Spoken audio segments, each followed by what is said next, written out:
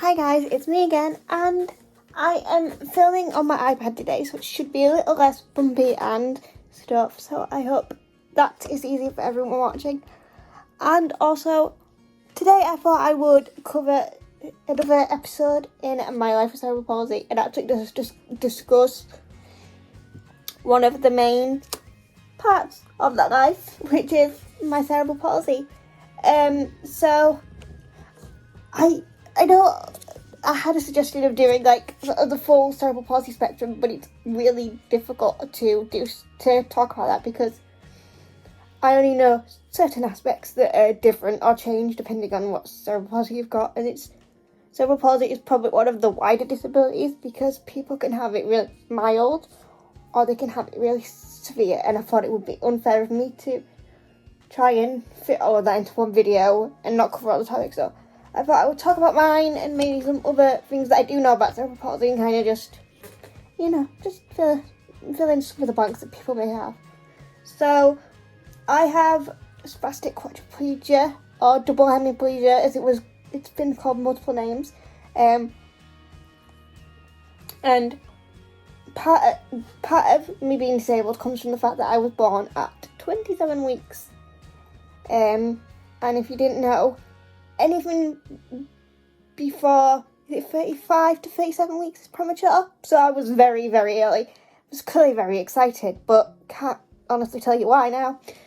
But yes, I wanted to be here. So I was born at 27 weeks. And due to a couple of complications, I was left without oxygen, which kind of messed up my brain a bit, but only physically. Like, the only things that are affected for me are my physical aspects. So my muscles and the messages that my brain sends to those muscles. So yeah, I think it's the cerebral part of my brain. Which would make sense because cerebral palsy. But yeah. So my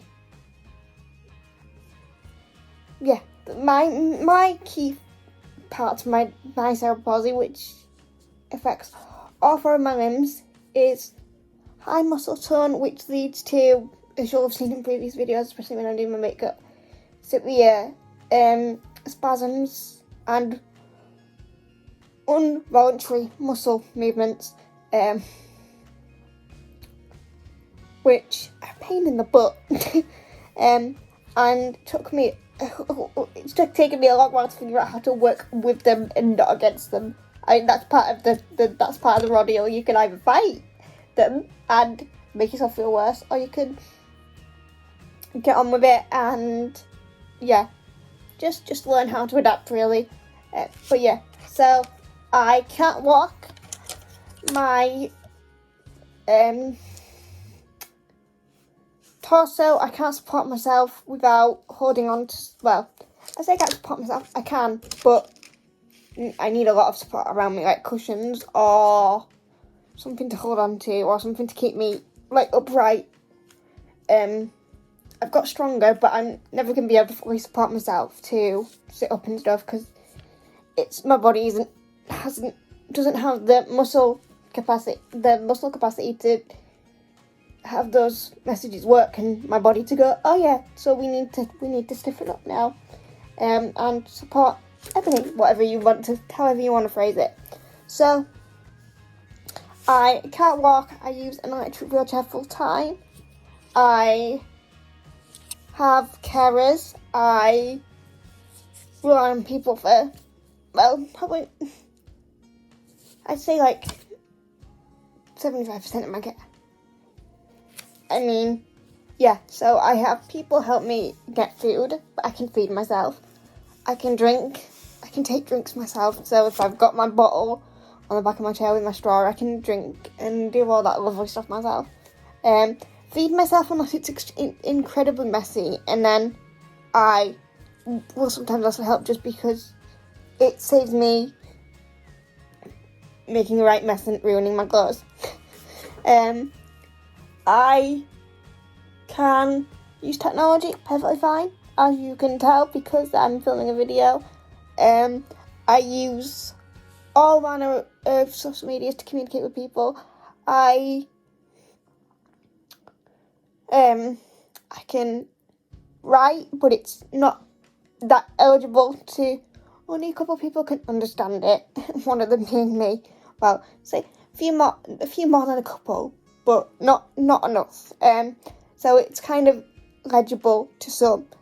And my writing has got better over the years. It isn't as bad as it used to be, but it's still a work in progress. I can brush my teeth, brush my hair, can't tie my hair up. Well, I tried to a couple of times, but it tires me out. Because in order for me to get my arms to work for me to be able to do stuff like that, my brain has to send the messages over and over again until my body decides that it actually wants to listen. Which is a pain, but also something I can work around yet again. I can't dress myself, so of course people around me have to help me with that. I think what else? If it comes to it and I haven't mentioned anything, feel free to leave it in the comments. And I will answer as best of my ability, because I know cerebral palsy is one of those conditions that it gets talked about in the extremes. And I am somewhere between mild and severe, because I have my full mental capacity, but it's the physical side of life that is affected for me. As I've stated previously, and all the people that watch this video will learn, or yeah. So my muscle spasms are the main thing. And due to my case of cerebral palsy, I have had numerous operations and procedures to try and help me find an easier way of dealing with them. So I used to have Botox injected in my legs to try and get the muscles to relax, which worked for a bit and then didn't work, because stuff like that just seems to go, you've had it a couple of times and now it's not going to work for you. I'm sorry. So my body didn't like that in the end, so we stopped that. I'd been on baclofen for as long as I remember. I was on oral, but then that began to make me feel really tired as a side effect. So I was involved in a trial, and now I have an intrathecal baclofen pump, which basically delivers that medication through my spine with a little catheter. So I get intrathecal medication. I've tried lycra suits, and wrist weights and stuff like that. I've tried a lot of stuff. And I'm, of course, medication after medication. I'm finally settled on stuff that works for me now.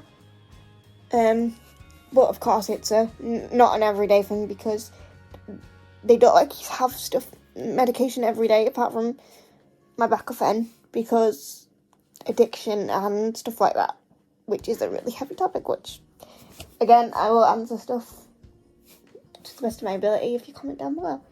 And of course I've also had surgeries, like I've had my hamstrings cut several times to try and release the muscles in my legs and make them a bit looser and not as stiff, because of my high muscle tone, kinda. Everyone who walks has a chance to stretch their legs, basically. And when you are fully sat down in a chair all the time, or in a bed all the time, you don't stretch those muscles, so those muscles contract till they won't stretch out anymore. And a big thing when I was younger was to try and get them to stretch out. So I've had, as I said, my muscles have been cut to get them straightened. I've had Botox, muscle relaxant after muscle relaxant, just everything you can think of, really. And another major operation I had to help me due to my cerebral palsy was I also was diagnosed with scoliosis, which is a curvature of the spine, basically. So you know, most people's spines are very straight and aren't supposed to bend. Mine bent in two directions. So I was very not straight for a long time. I kind of looked like a bit of a banana or a curly whirly. Either way, I wasn't in the best shape. And basically the scoliosis operation, they put rods and screws into your spine, and kind of fuse your whole back together so that it will grow straight instead of sideways. Basically, that's the best I can describe it. And of course that's probably been my biggest surgery. But it's also left me with some weird ribs that when my spine was going to the side, my ribs went with it. So my ribs stick out a bit now. But cerebral palsy it's a really difficult one to talk about because I know my experience and I also know that there's others who are severely affected. Like, they can't feed themselves, they can't talk, they can't do anything. So I'm very lucky in that aspect of I could do more, but I also could be doing a lot less, and could be affected way more. So it's a difficult topic to talk about. There'll be people that only have one side affected or one limb affected, and there'll be people that have basically. It's a really weird thing because you would think that it's just a one diagnosis fits all, and it really isn't, because there's people that have cerebral palsy and other conditions, and there's people, there'll be people that have cerebral palsy and autism or cerebral palsy and other types of brain damage. And in all fairness, I don't know that many people who have cerebral palsy that are like me a lot of the time, because a lot of people that have cerebral palsy that have full mental capacity like me, I know most of them have some ability to walk or move around without a wheelchair for half an hour or so if needed, which is perfectly fine.